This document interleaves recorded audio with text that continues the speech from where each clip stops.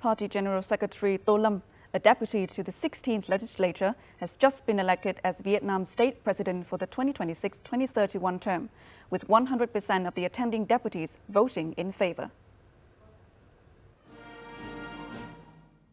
The National Assembly passed a resolution electing Party General Secretary Tô Lâm as the new state president, with 495 out of 495 votes in favor from all deputies present, reflecting unanimous endorsement.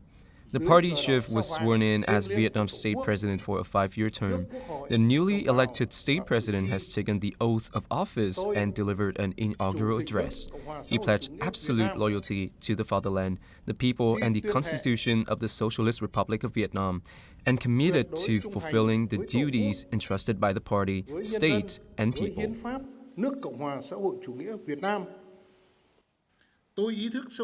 I profoundly recognize that to assume the responsibility of Party General Secretary and the Central Committee of the Communist Party of Vietnam and State President of the Socialist Republic of Vietnam is an honor of the highest order, a sacred duty and solemn obligation, and at the same time, an expression of the trust and expectation placed by the entire party, the people, and the armed forces in the one who leads both the party and the state.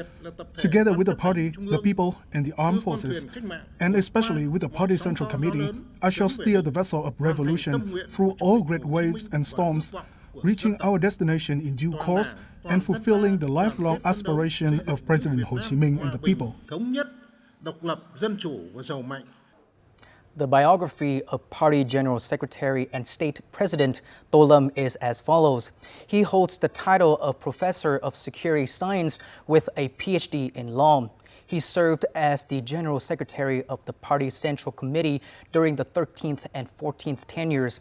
He has been a member of the Party Central Committee's Political Bureau in the 12th, 13th, and 14th tenures, and a member of the Party Central Committee in the 11th, 12th, 13th, and 14th tenures. In 2024, he became the state president and chairman of the Council for National Defense and Security. In addition, since August 2024, he has been the secretary of the Central Military Commission and the head of the Central Steering Committee for the Prevention and Control of Corruption, Wastefulness, and Negative Phenomena. He has also served as a National Assembly deputy in the 14th, 15th, and 16th tenures.